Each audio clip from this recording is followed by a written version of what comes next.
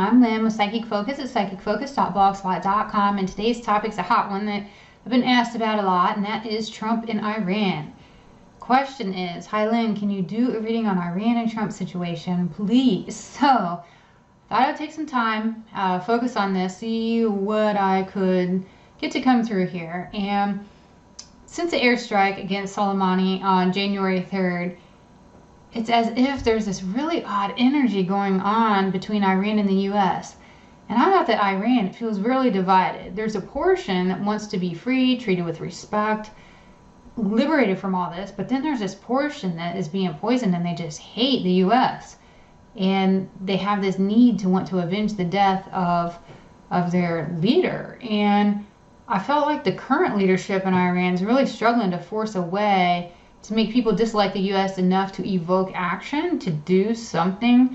But it's being very challenged in getting this to happen. There's this huge amount of censorship and brainwashing happening currently in Iran, and the current leader is trying his best to amass this large anti-American group. So it says they feel so politically divided there. And even people that maybe want to be free, I don't feel like they have a voice, or they even feel like they can speak, because there's just so anti-U.S. stuff going on right now that it feels as though if you're not on board with that, it's best that you stay quiet, just even for your own safety.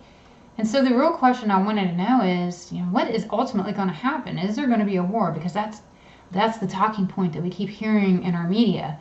And I do see that the Dems want to have or create a situation for Trump to deal with this.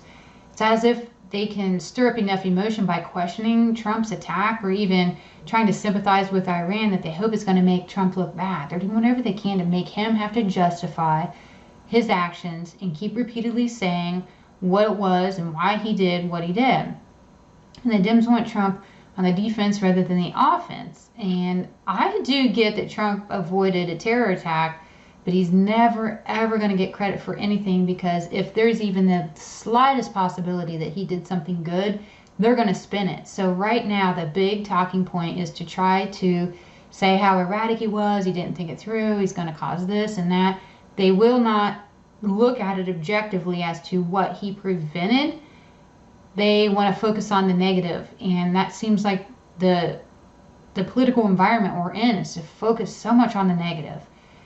And I also got that the Dems want the White House back, and they need American people to question and doubt him. So they're trying to put everything out there to make him have to answer to himself. Like I said, just politically, we're such in a negative environment right now.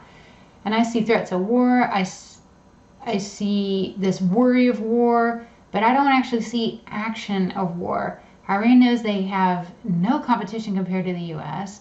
They entertain doing something, and they even try to plot it out. But it feels like it keeps fairly contained. Even if they're able to follow through with something, it feels as though it is fairly contained and it's not as disastrous as what they try to do.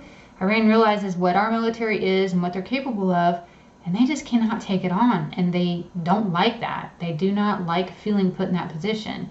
I also get that Iran doesn't have the ability or the allies to take on a war. They entertain Russia, maybe even China, but I don't see it going that far. And in the end, I see the U.S. keeping Iran under control and preventing them from launching any kind of attack. So like I said, I feel like even if they did something that's going to be more small scale, that they're going to really try to contain it, and it's not going to be as disastrous as what they hope.